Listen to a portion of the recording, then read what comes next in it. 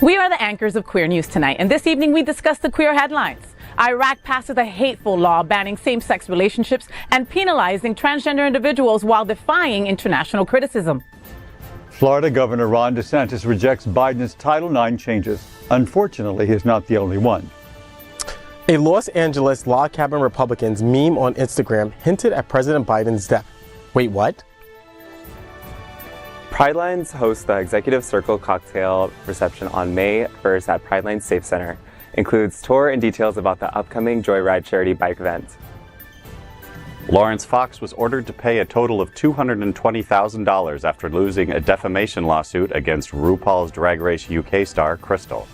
Good evening, everyone, and welcome to Queer News Tonight. This is the world's first and only LGBTQ+ daily evening television news, broadcasting live and then available on demand.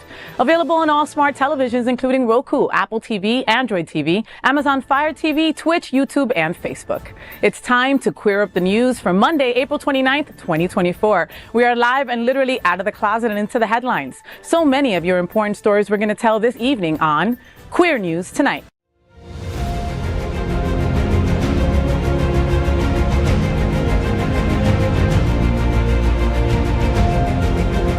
This is the world's first live daily LGBTQ evening news show, literally out of the closet and into the headlines on Queer News Tonight.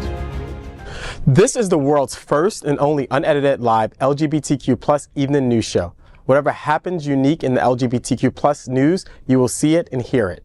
Hotspots Magazine, Happening Out Television Network, is a nonprofit 501c3 media company in the same model as PBS and NPR, but designed for the LGBTQ+ community. Our mission is to support the 11 pillars of our LGBTQ+ community. We want to inform and educate the key issues of our queer culture: the Black community, Latino, lesbians and queer women, trans, students and youth, seniors, HIV/AIDS, healthcare, business, social justice, and faith. Help us support our community. We are part of one of the largest LGBTQ+ nonprofit media companies in America, Hotspots Magazine and Happening Out Television Network. In 2024, our magazine is celebrating 40 years of the LGBTQ+ experience, and our television news, talk, and entertainment shows support our mission to educate the LGBTQ+ and broader community. That's right, Sam. And I got to tell you that I'm super excited about tonight's show because I got some incredible boys at this table with me tonight. So let's begin by meeting these incredible anchors of Queer News Tonight. We'll begin with Dr. Edward Summers. He's the ED of Pridelines, Miami's LGBTQ Community Center. He served as a primary therapist and program director at Eye Care Treatment Center in West Palm Beach. He was also the founder and CEO of the New York-based nonprofit, The Thinkubator. Edward, you sexy butt. Pridelines expands their reach into Broward County with a special gathering at Todd's Catering in Oakland Park on May 28th. Tell me what's happening. Yes, Faye. And I think someone's hosting. Wait a minute. You, FayWhat? So yes, this is a great opportunity for us to educate and inform people in Broward about what we do at Pridelines. While we're a Miami-Dade-based organization, we do have reach all throughout Florida, quite frankly. And we just really want to just expand our reach and let folks know what we're up to. There's a lot that's been happening at Pridelines, and we just want to let people know. And we want to cross that barrier, right? That we're bringing our passport to Broward. Yes! So it's just a really great opportunity to connect. And, we respect and love all the organizations that are in Broward. We work and partner with them. We refer people to them.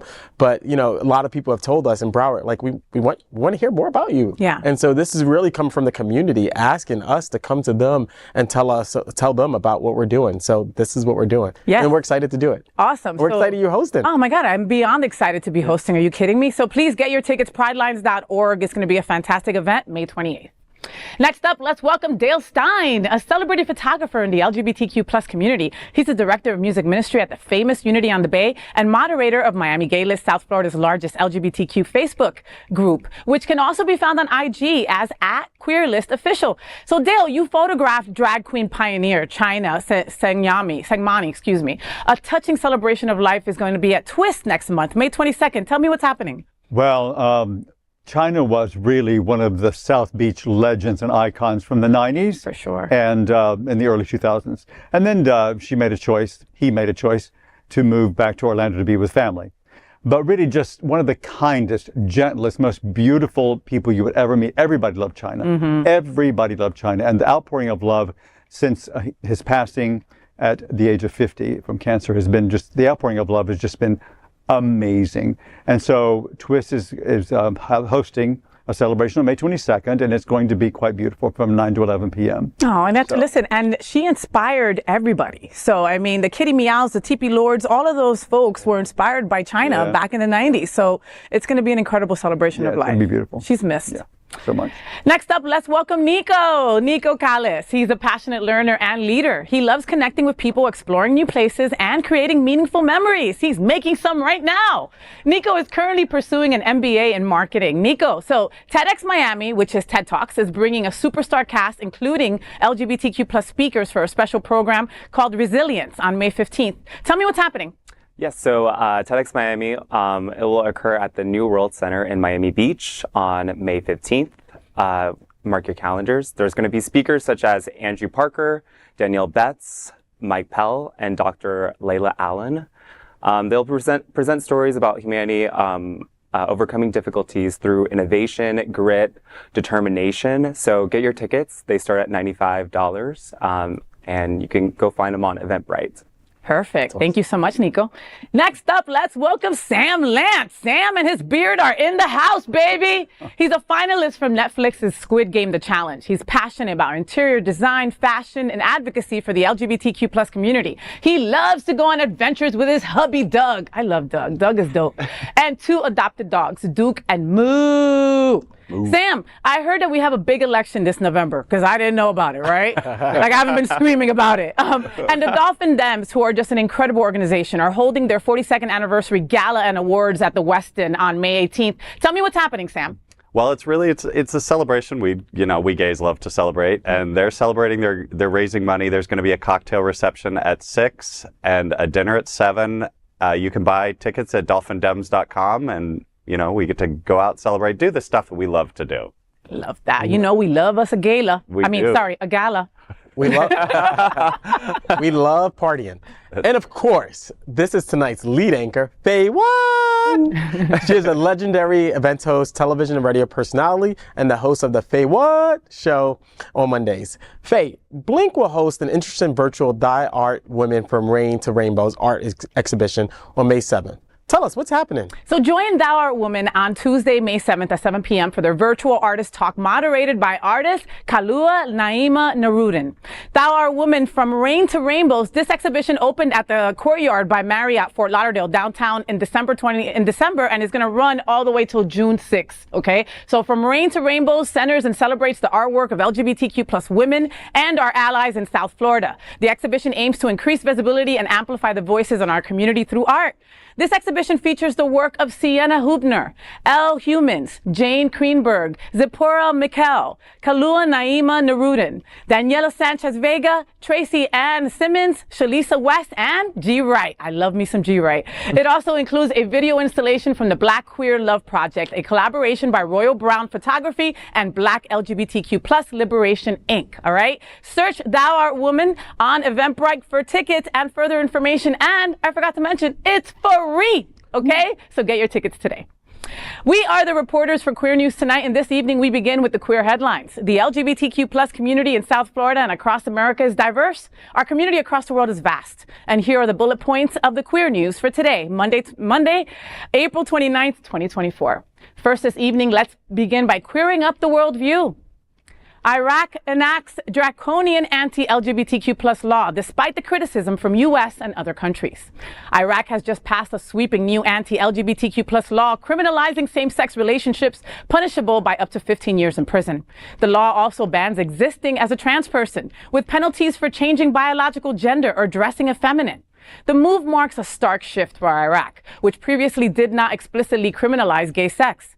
The law argues to protect Iraqi society from moral depravity and the calls for homosexuality. It's part of a broader crackdown on the LGBTQ plus community, with previous directives banning the use of terms like homosexual or gender in media and social platforms. The Media and Communications Commission in Iraq directed media and social platforms to avoid using the term homosexuality and instead refer to LGBTQ plus issues as sexual deviancy. Additionally, the law criminalizes LGBTQ plus advocacy, imposing a 7-year prison sentence for anyone promoting homosexuality. Penalties for transgender individuals are comparatively lighter, with sentences ranging from 1 to 3 years for changing their biological gender or expressing themselves in an effeminate manner. While less extreme than earlier versions, the law still faces condemnation, including from the U.S. State Department. The previous version implemented the death penalty if you were LGBTQ+. The statement from the U.S. State Department read, quote, "This amendment threatens those most at risk in Iraqi society. It can be used to hamper free speech and expression and inhibit the operation of NGOs across Iraq," end quote. However, it seems Iraq pays no heed to international criticism when it comes to imposing irrational and criminal laws. Iraq now becomes a world leader in anti-LGBTQ+ Muslim fundamentalism. Wow. Okay. That's a lot to unpack there. I read this and the first thing that comes to mind is that everybody at this table would be in prison if we were in Iraq. Right. The reality is that Edward Summers, as the head of an LGBTQ+ organization, would be in prison for just being an advocate 7 years. Okay. Me being if I was Butch, right, I would be thrown in jail. These are worse than Draconian. I mean, there's if you told me that this was going to pass a couple of years ago, I wouldn't believe it. But, since we opened the door to hate with who, it has given other countries, like Italy, like Iraq, just the open door policy to treat our people horrifically, and this is just a horrible example of exactly that. This is a blatant disregard for human rights and human dignity, human respect. We're going backwards. I've gone backwards in time. And I think, I don't even want to mention the person's name, but he definitely opened the door for international hate. Yeah. And for people to be overt about it, right? Like in the past, people were hidden about their hate for other groups. Now they're open about it and they're clear about it. And so it's unfortunate. And, even we're speaking about Iraq, but it really harkens to what's going on everywhere, as you kind of intimated. I mean, even here, even though we can't be put in prison at the moment, Right. I mean, fingers crossed, it's just the vitriol and the hatred that is being so acceptable. And for what? I mean, like there's nobody who's gay in the law, in the government in Iraq. Hello, we're everywhere. Yeah. So it just baffles the mind, really does. And it's just like everything. People are afraid of what they don't know of, and right there in it is worded, you can't talk about it, and you can't learn about it, and you can't find anything out about it. There's not going to be any access to the information to find out about it. So people are scared of what they don't know about, and so they feed this planned ignorance to further their own power. And investigating things don't make you gay. Okay. Okay. If that was the case, I'd be straight. Okay, to be completely honest. Well, it depends on what you're investigating. It depends on what you're investigating. I can't imagine being. I always refer to Nico when it comes to young stuff because he's the only young person I know, right? And I can't imagine being young, being an adolescent, all right, or being even younger than that, and not hearing the word homosexual or not hearing the word gender. Right.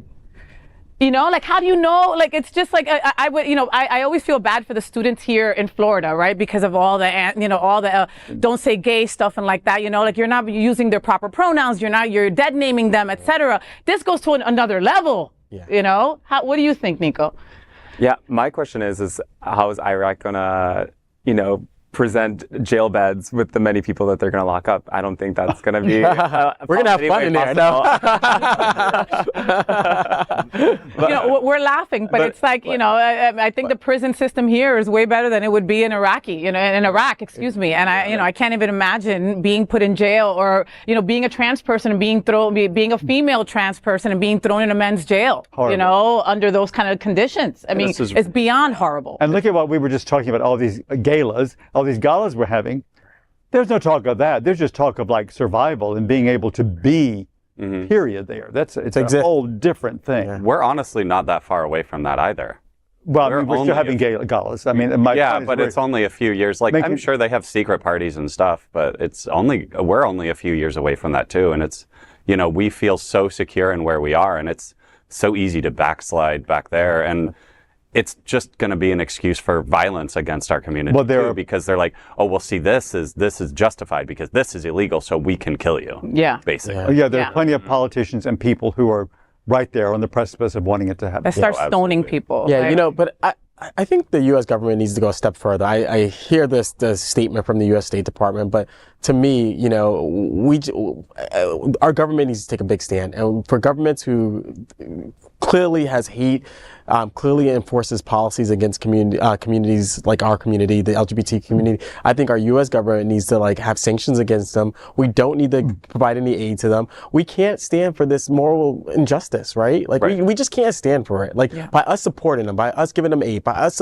like selling them goods, like we're supporting their regime, and we need to take a stand against it. Yeah. Like we need to demand from our government to do better, right? Absolutely. When we see other governments out there instituting policies that blatantly discriminate and violate people's human rights. Right. Eleanor Roosevelt is turning in her grave, I'm sure, you know, seeing things like this. Bless her. Yeah, good bless her. Well, next, let's clear up students and youth. Florida Governor Ron DeSantis says no to Joe Biden's new LGBTQ plus Title IX rules. Florida rejects Joe Biden's attempt to rewrite Title IX. We will not comply, and we will fight back. We are not going to let Joe Biden try to inject men into women's activities. We are not going to let Joe Biden undermine the rights of parents, and we are not going to let Joe Biden abuse his constitutional authority to try to impose these policies on us here in Florida. We stand with opportunities. We are not going to let Biden get away with it. We will not comply. In a social media video, Florida Governor Ron DeSantis declared non-compliance with new rules aimed at protecting LGBTQ plus students from discrimination. He rejected Joe Biden's bid to alter Title IX, affirming Florida's defiance and determination to resist. The Department of Education released Title IX rules this month, aiming to prevent discrimination and harassment against LGBTQ plus students. These rules are based on the legal premise that anti-LGBTQ plus discrimination is a form of sex-based discrimination. The new federal rules would limit a state's ability to limit health care and other LGBTQ plus issues in schools. DeSantis addressed the issue in his recent video posted on Twitter. He said, quote, "We are not going to let Joe Biden try to inject men into women's activities," end quote. Apart from DeSantis, various state officials have also urged schools to defy federal guidelines on LGBTQ plus issues. Louisiana State's Superintendent of Education, Cade Brumley, has recently advised schools to ignore the rules, citing potential conflicts with existing state bills. Similar sentiments were echoed by officials in South Carolina and Oklahoma, with concerns raised about the impact on women's sports and equality.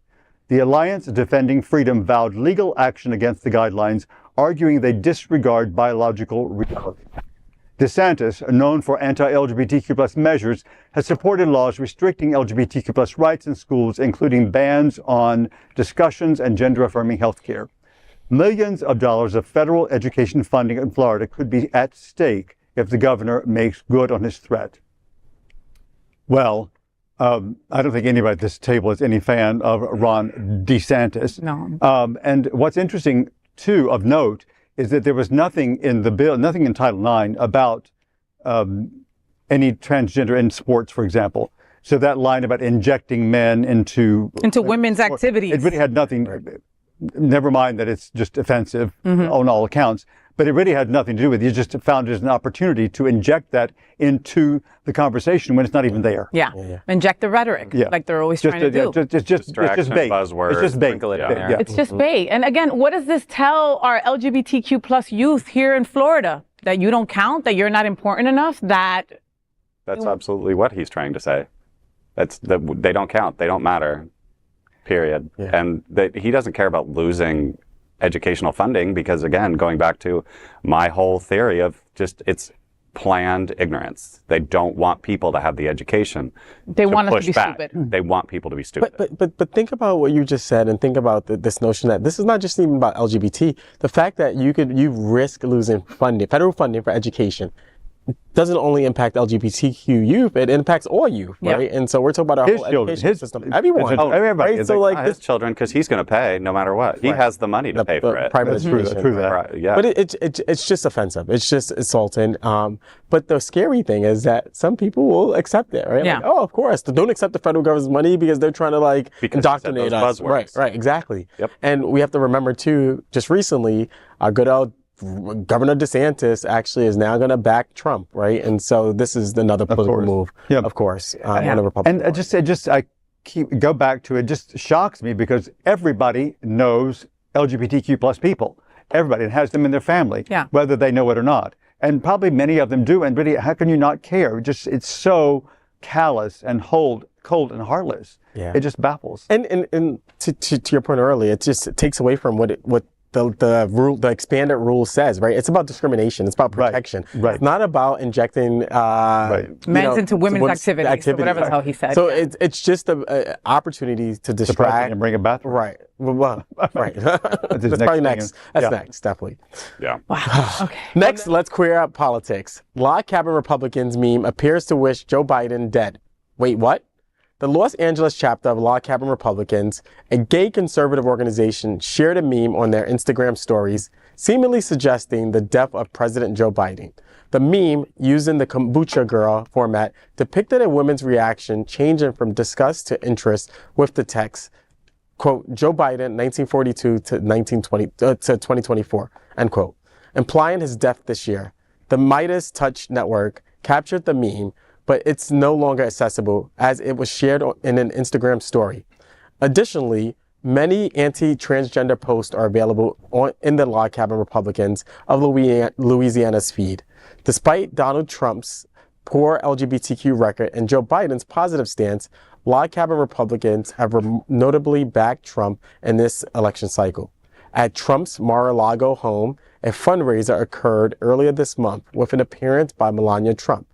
Described by a co-host as, quote, the launch of the single most important and unprecedented gay and lesbian voter outreach initiative, end quote, Trump was hailed as the most LGBT community-friendly president in American history.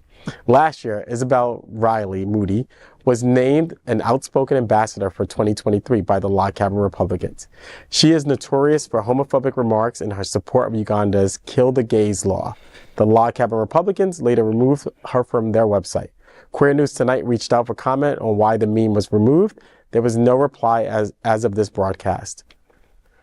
Listen, anyhow, politics is rough. It's tough, but to wish our president to be dead, I mean, I don't even wish that for Donald Trump, to be frank with you, because I'm not that cruel or that inhumane. I mean, we're talking about somebody's life, right? Yeah. Like, it's just disgusting. You know, when we wish when we have that much hatred for a person, because we hold another person up as this statuesque Greek goddess, right? That we can really wish somebody was dead. Yeah. That's just terrible. That's just horrible. And shame on them. Shame on them for putting this out there. It's ridiculous. It's just disgusting. It's disgusting. It's disrespectful, right? And where are the freaking lawyers? Where are the people pissed off about this, right? Kathy Griffin got freaking canceled for just having the head of Trump on a picture. She got mother effing canceled, okay? I would love to know where the law is on this, you know? Right here at this table, we used to have this show called It's Happening Out, right? And there was this game called Shag, Marry. It used to be called Shag, Marry, Kill. Right? And one of the shows, I was not on it, by the way, right? Trump was one of the options for Shag, Marry, Kill. So when they started playing the game, they cut the whole shit off, okay? Facebook closed down. They flagged it. They stopped it. YouTube stopped playing it. They canceled all of their social media accounts. Everybody on the crew lost their social media accounts, all right? Because you don't say things about the president in that kind of way, right? And again, it was a mistake. It wasn't meant like, hey, let's kill this man, right? They just did that to Biden. They just put that on our president, our sitting president, okay? Yeah, you basically put a death sign on him, right? And that's okay. Even if you post on a comment on social media something that even remotely refers to killing someone, you get the comment gets removed right away. So like, how is you can't this even post it? Yeah, right. No, it gets so it's gone. So how are they getting away with this without some repercussions? Yeah. Yeah. You know, the sickening part of this too is that, those who support the conservative movement tend to be religious affiliated or conservative. Yes. Where are your conservative principles here?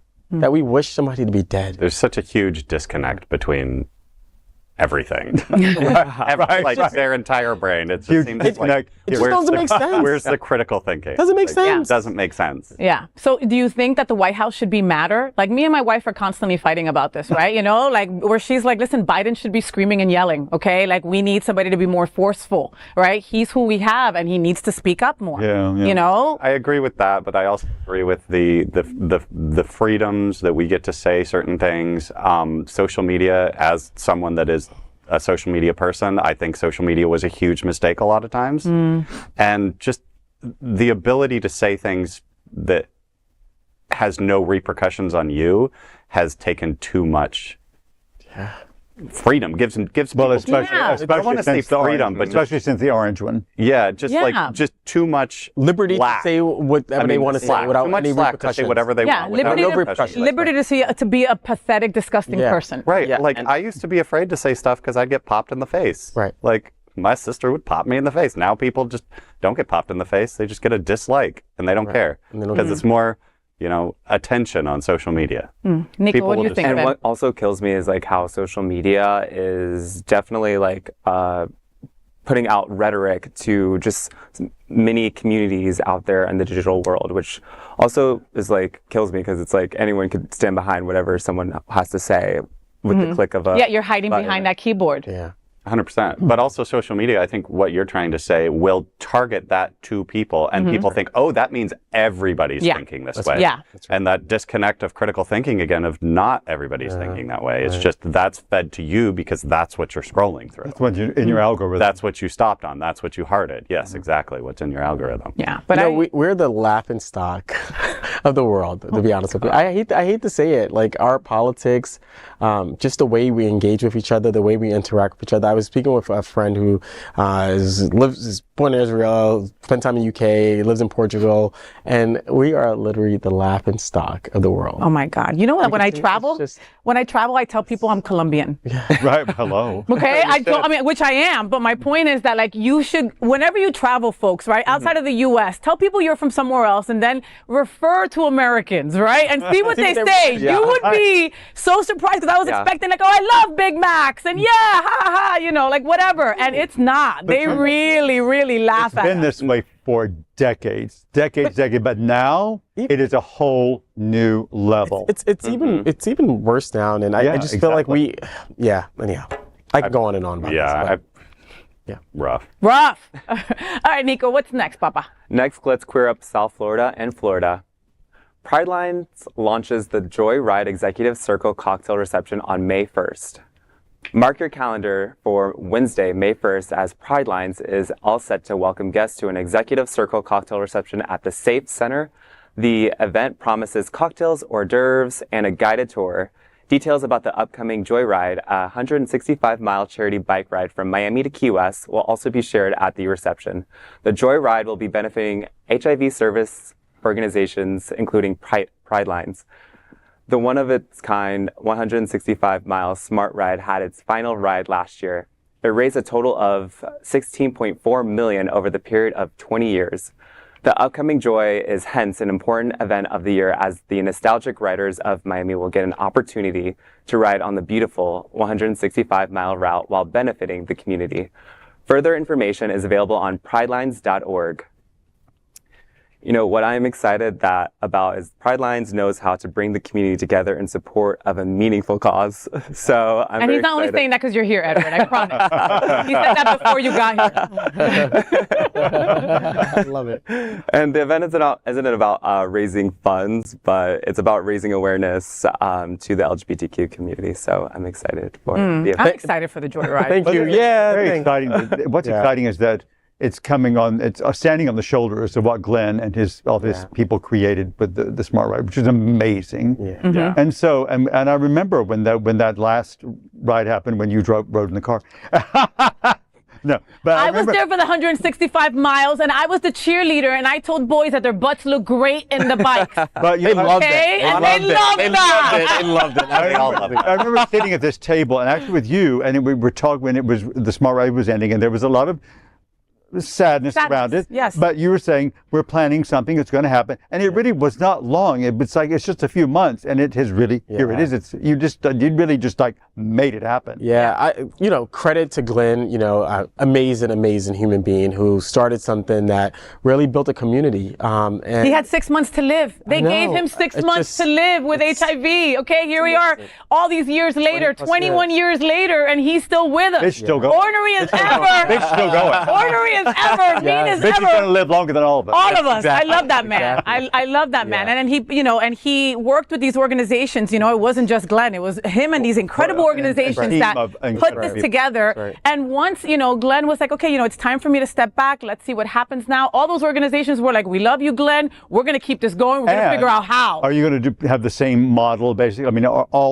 every dollar goes toward the organization. Every dollar will go towards Every single dollar. the organization. It's astounding. Every dollar raised will go Nobody else towards. does that. Absolutely. We're committed 100% give back. And we are busy fundraising. We're busy out there getting sponsors.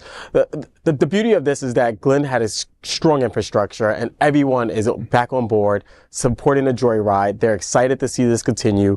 We just opened up registration like a week ago and we're already like halfway to our goal. Wow. What is your goal? So our goal is about 200 riders this first year, only because a lot of the riders want to celebrate with Glenn. The week before the ride, Glenn and a bunch of us, we're all going to have a cruise. Yeah. And we're all going to go out on a cruise and celebrate the end of the Smart Ride. And so it's a lot for some people, Back right? to back. Back to back. Yeah, a cruise and then the the Joyride now. So our goal is about 200 riders. And so we're almost there already. We're halfway there. We just opened it up. It's exciting because the organization and the leaders of the organizations that are part of this are amazing people. We have Broward House here in Broward County. We have Miracle of Love up in Orlando. We have Epic down in the Tampa area. And then we have Compass. Right? Compass as well. Julie, I love her. I love amazing. Julie Michael, we love you. We love it. Happy birthday, Julie, too. It's her birthday today. Yeah, she looks young too. Oh, I it's know her how old birthday. she is. I'm not going to blow up her spot, but Yeah. Jules, hello.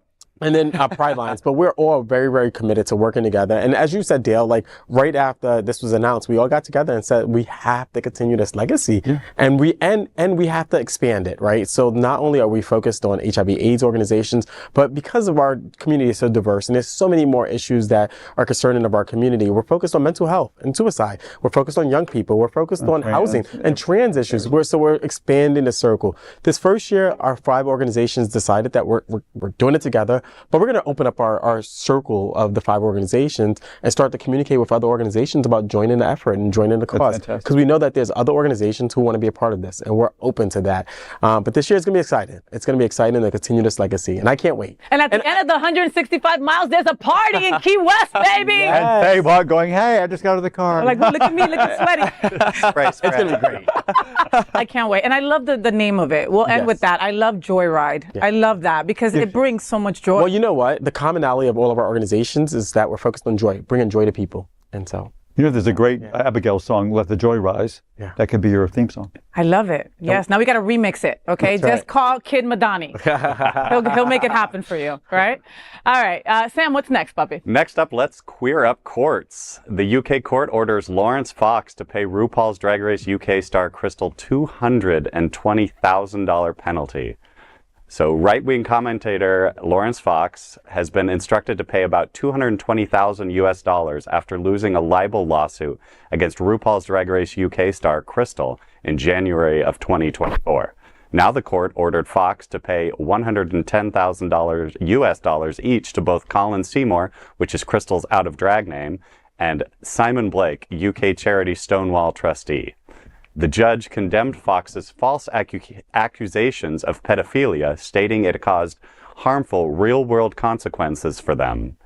In October 2020, Fox made serious accusations against Crystal/Seymour and Blake, labeling them pedophiles in a series of tweets now removed.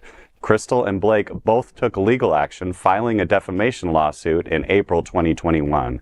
After a lengthy legal battle, the court ruled against Fox.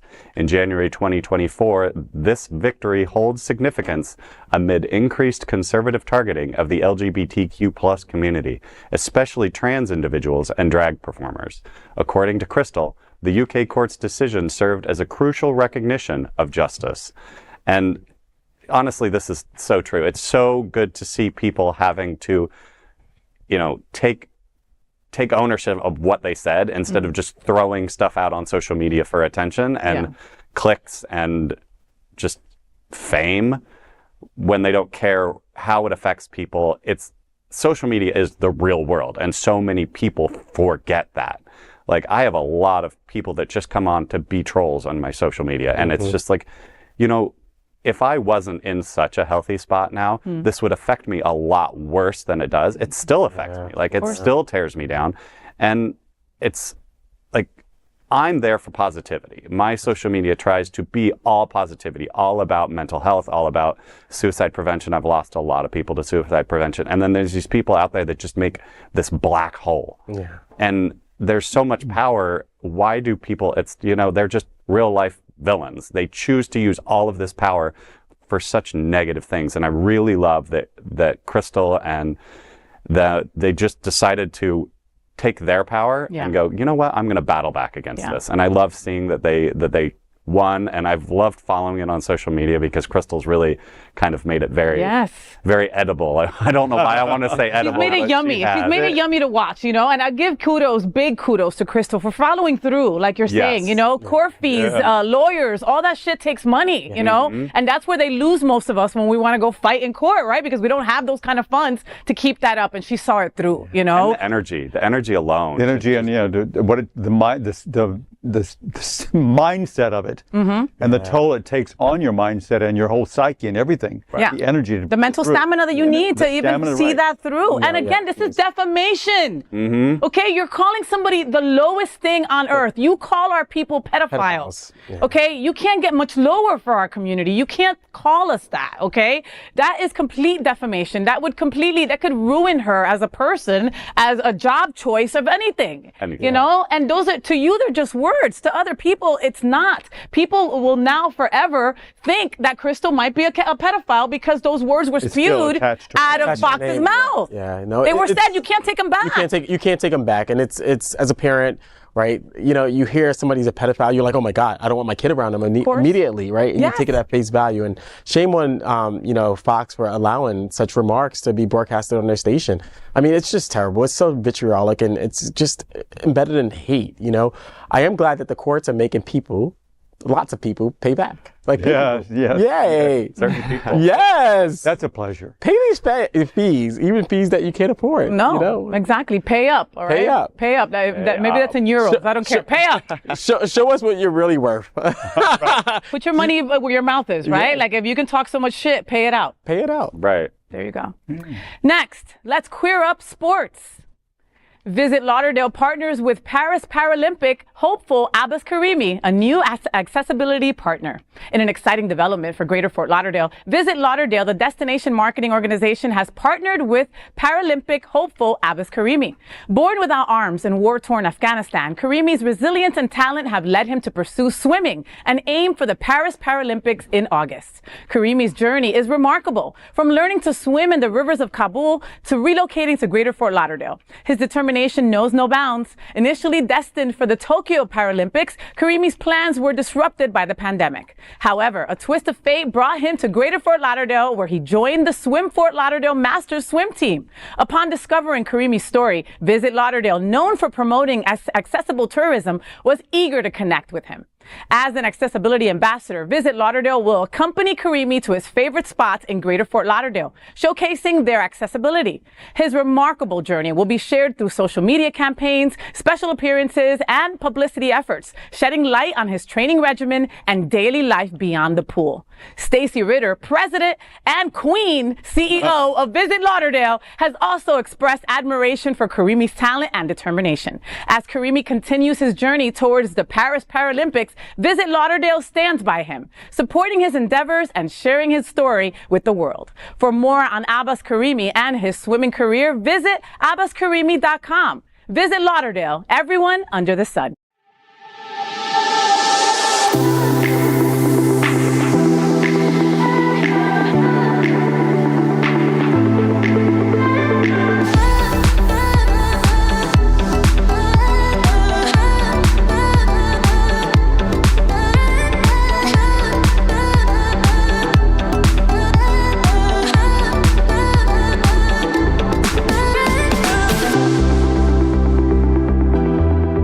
Next, we are proud of our special partnership with Sunshine Cathedral, the world's largest queer church here in Fort Lauderdale. Supporting that partnership, we are broadcasting from our permanent set here at Sunshine Cathedral at the Happening Out television studios. We broadcast Sunshine Cathedral's Sunday International Service at 10:30 a.m.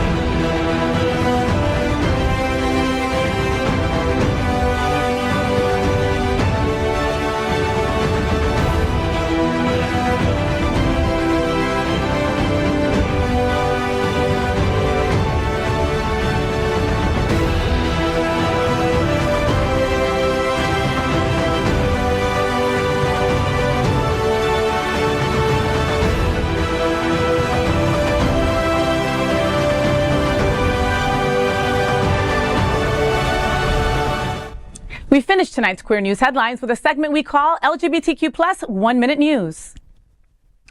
LGBTQ plus 1 Minute News, let's queer up business. 53 bomb threats against Planet Fitness after libs of TikTok attacks. Chaya Raichik has to stop. Bomb threats plague Planet Fitness branches nationwide amid an anti-transgender boycott led by influencer Chaya Raichik's libs of TikTok. Media Matters reveals that 53 locations in 20 states received threats.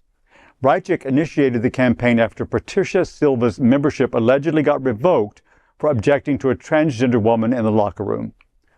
Well, this is a very interesting story. I mean, it all started because Patricia Silva took photos of someone in the locker room, and that's against the law, the regulations of Planet Fitness.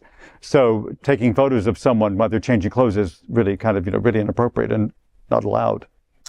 She should have gotten her membership revoked, period. You violated the rules. Get your membership revoked. Now stop the hate. This is ridiculous. Get a life. Get a life, libs of TikTok.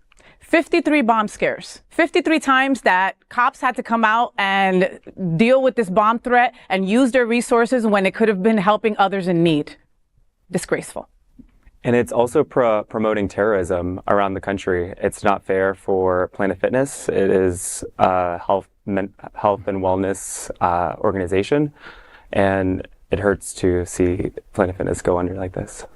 Yeah, absolutely. It's 100% terrorism because they're promoting terror through their words and their actions. And honestly, what harm does that person living their life and doing what they normally do in a locker room have?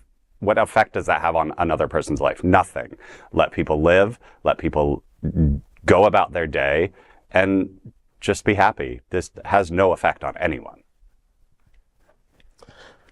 LGBTQ plus 1 Minute News. Let's queer up trans rights. Pridelines honors Andrea Doria del Passos with a vigil and GoFundMe. This week, we mourn Andrea del Passos, a trans-identifying individual whose life was tragically taken on the street outside of Miami City Ballet. Pridelines held a vigil in her honor, and a GoFundMe page is now set up to assist with funeral costs and support her loved ones, per her family's request. The goal is to raise $10,000.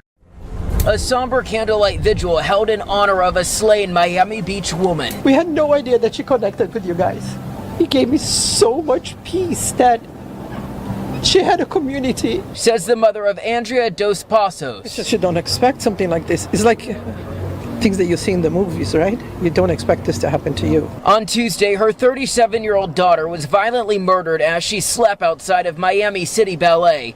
Police arrested this man, Gregory Gilbert, in connection to the attack. You were arrested for 1 count of second-degree murder. Accused of beating Dos Passos with a metal pipe, a building employee ultimately finding her with wood shoved in her nose and puncture wounds to her chest. I don't understand why someone would do that. She never hurt anybody in her life.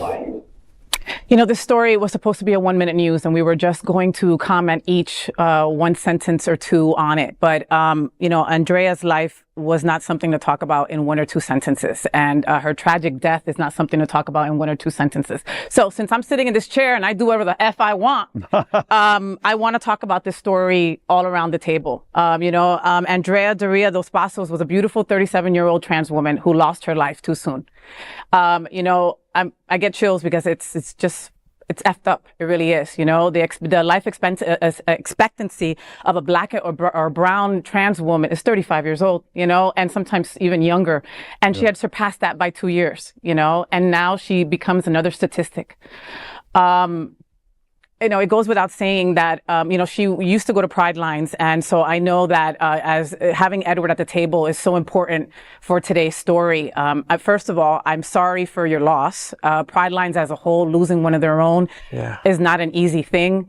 I know that you had spent time with her at Miami Beach Pride. I know that she was a huge, she was always at Pridelines all the time. And this has to be really difficult for you and everybody over there and everybody who knew Andrea. Yeah, it was very challenging for my the team. And you know, we found out, I was on the phone with my colleague Chris, who comes on the show from time to time, and all I can hear is Edward, no, and Chris balls out in tears. And then, you know, as I'm speaking to everyone on the team, people are just in tears, you know. And we knew Andrea as Maggie, actually.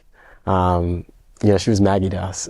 She came in as Maggie, and Maggie was just a ray of light, and who just wanted to be free, wanted to be liberated from all the chains and shackles that we have often tied to us in society. And she just wanted to live a free life. And she came to us. She didn't really want to live in any of the shelters or any of the different housing amenities because of all the restrictions. She loved the beach, and she just wanted to be on the beach. She would go to the beach daily, and then come to Pridelines afterwards and spend a couple hours with us. She would spend, you know, about an hour or so in the bathroom. And when I told her mom and dad that, they said, "That's our daughter." They immediately said, "That's our daughter." And I told them that I would have to go find special shampoo for her out of our toiletry and conditioner. And they're like, "Yep, she wants to smell fresh, right? Like strawberries." And she always wanted, it's like she kept really good care of herself. She was a beautiful soul. She had some challenges that we were working with her on. But overall, she was a great person who just wanted to be free and live her life and live her authentic self. And she loved coming to Pridelines because she could do that. She could shower, you know, in our sink in Miami Beach, and really take her time. Nobody kicked her out. Nobody said, "Hey, what are you doing in there?" We just let her be. She could rest if she needed to rest. She could talk to her therapist if she needed to talk to a therapist. She talked to several of my staff members who did some case management with her to find other resources for her. She found clothes there.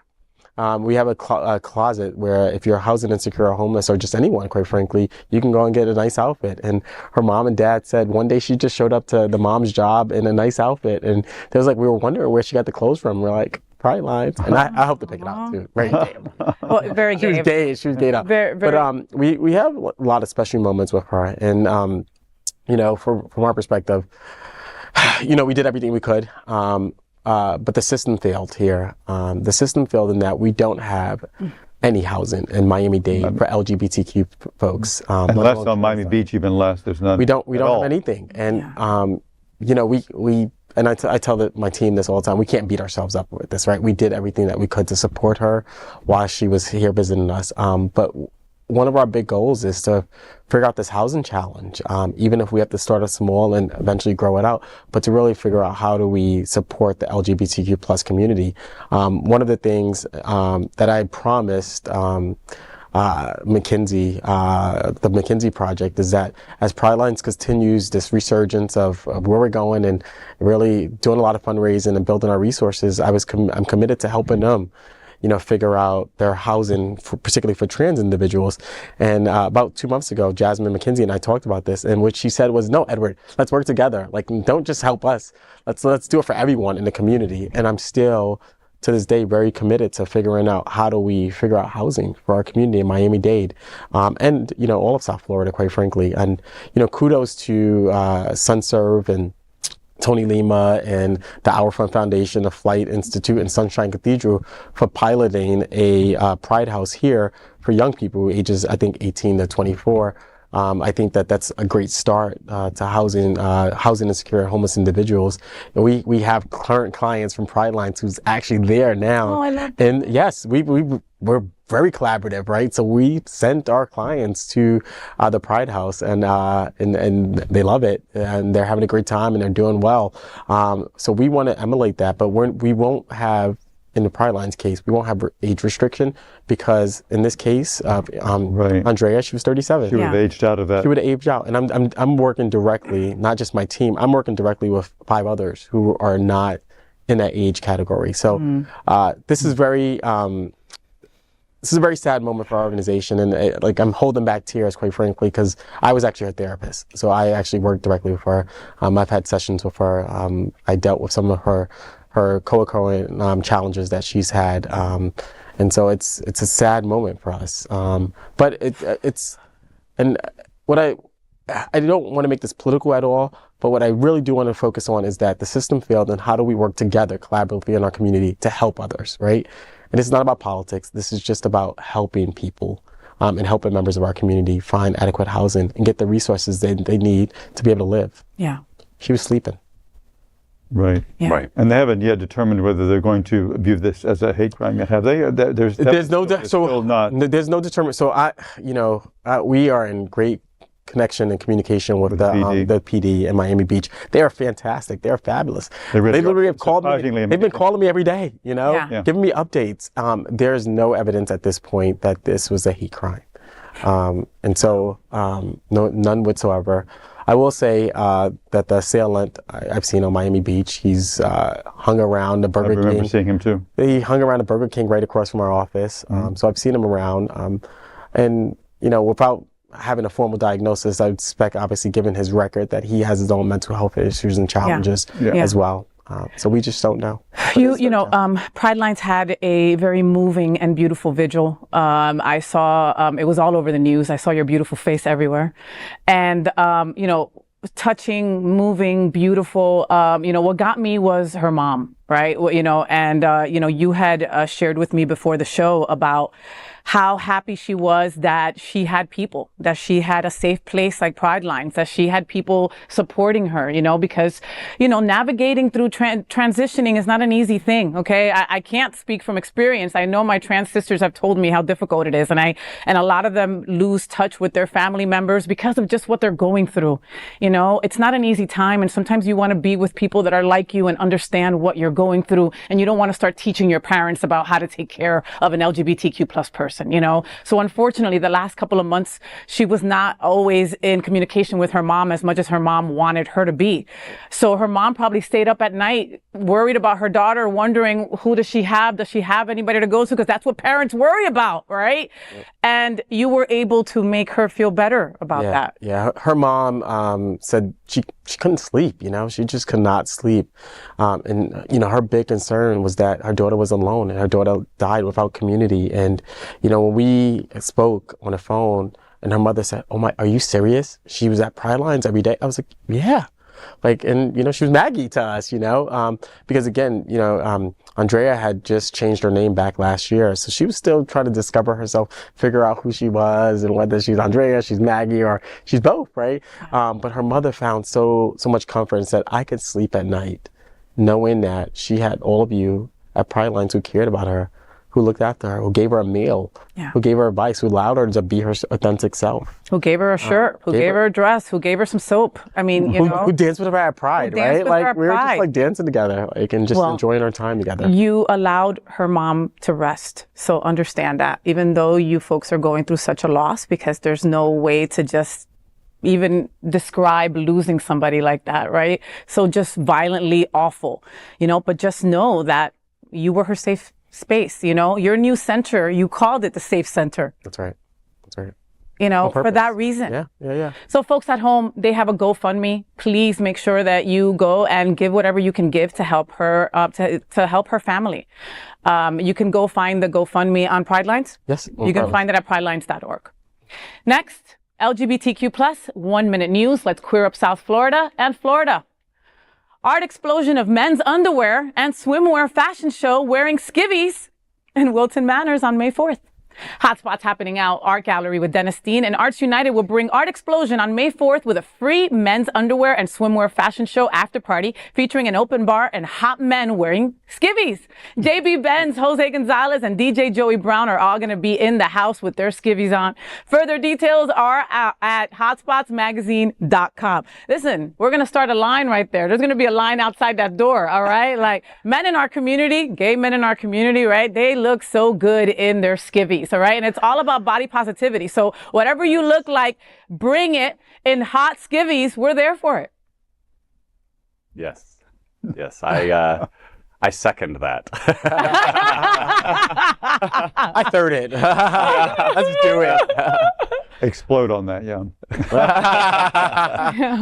We will. I'm excited to see the JB Men's as the MC as well. It's gonna be I bet you are. And he wears very little. Like, his Skiviez are not, they're like skivs. They're not even Skiviez. He'll wear like, you'll see him at gay days, right? And he's got a beautiful body, right? So of course, they're like, I'm always telling Edward, wear less, right? So at JB, you see him at gay days, he's literally wearing dental floss and looking amazing doing it. So I look forward to seeing what JB's gonna wear for this one for sure. Nico, what's next?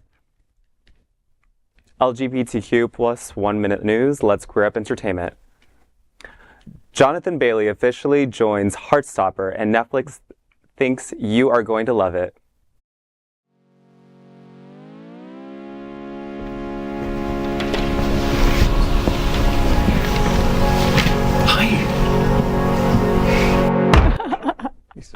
Known for his roles in Bridgerton and Fellow Travelers, heartthrob Jonathan Bailey joins Netflix Heartstopper universe.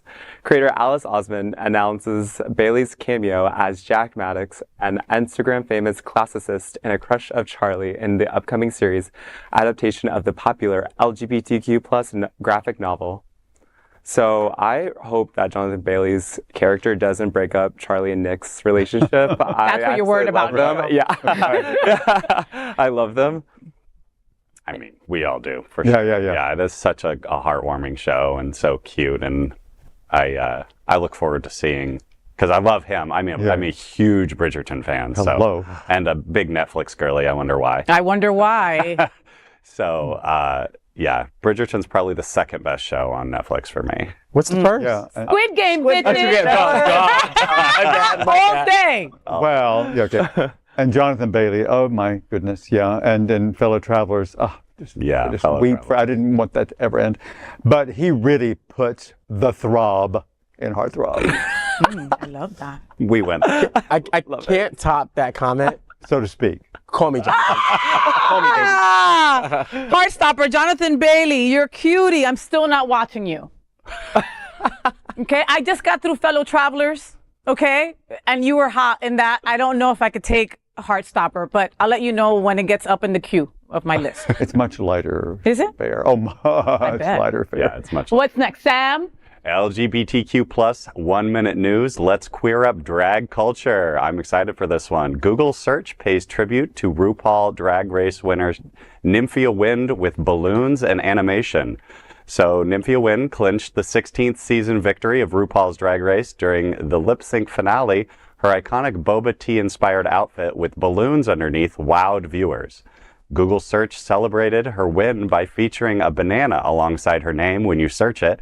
And clicking on that banana triggers a balloon animation, mirroring Nymphia's mesmerizing lip sync reveal. Well done, Nymphia, and thanks, Google. I love Nymphia. I met her in person at the premiere.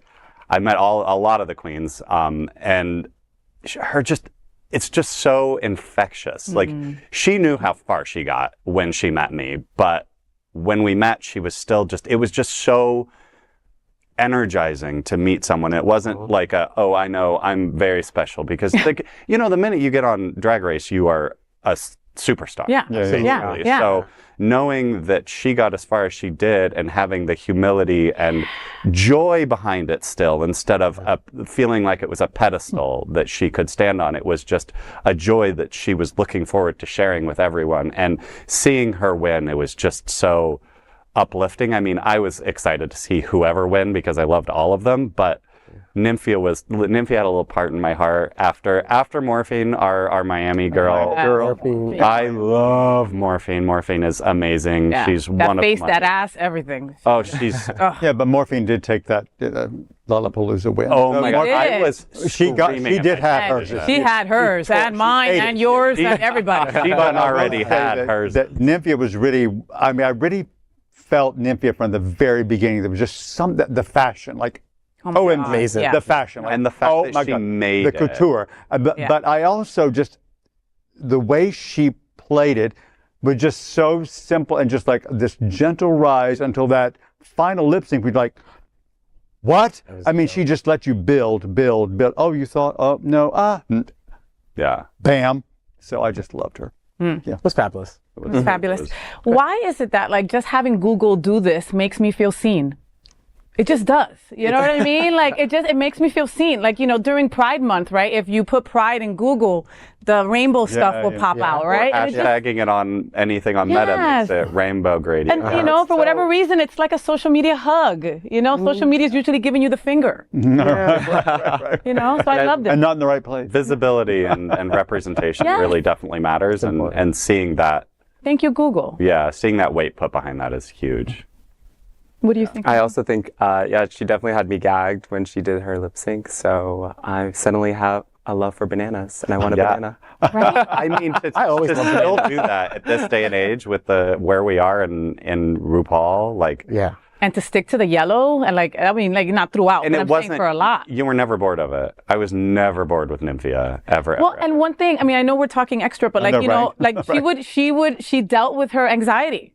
She would constantly be like, everyone knew that she was super talented, that she made her own stuff, that she can do choreo, that she can do all of that, right? But her nerves would get the better of her to the point where the rest of the girls after a while were like, bitch, you're beating all of us, all right? Can you stop and look at what's going on? But it shows you can have all the talent in the world, and if your brain is not right, unfortunately, you can't go further. And she used the help of the rest of the girls there to push her. No, absolutely. Yeah, and I'm also glad, in general, this is my opinion, that it was a really good season of Ru, because they've been kind of, some, but I think it was a great season. It was a fabulous season. They did great on casting. Yeah.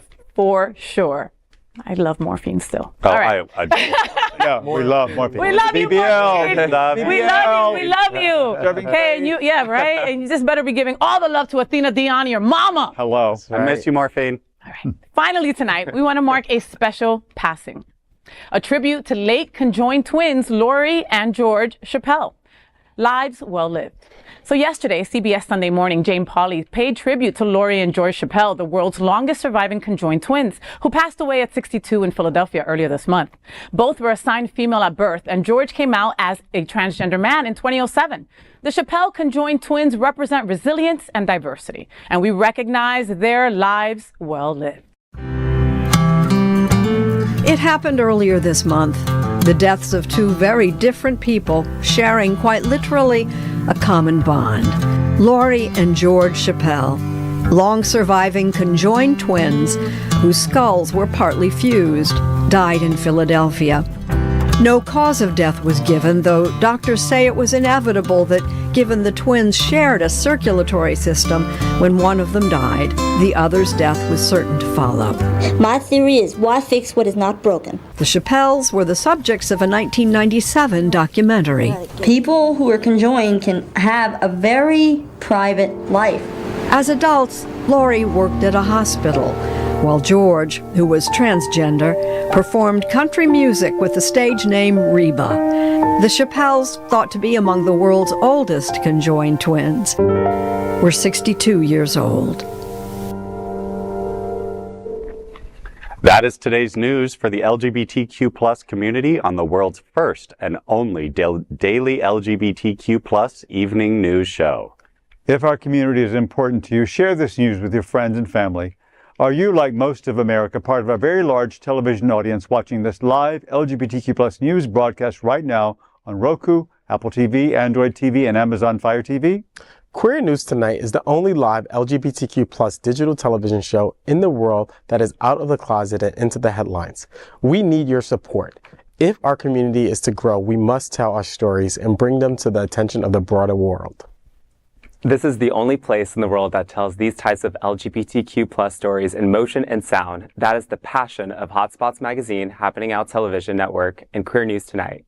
I'm your anchor, FayWhat, and on behalf of these LGBTQ plus reporters, the incredible anchors of Queer News Tonight, including Dr. Edward Summers, Dale Stine, Nico Cales, and Sam Lantz. We will see you daily at 8 p.m. And to our LGBTQ plus world, we wish you good night. Good night.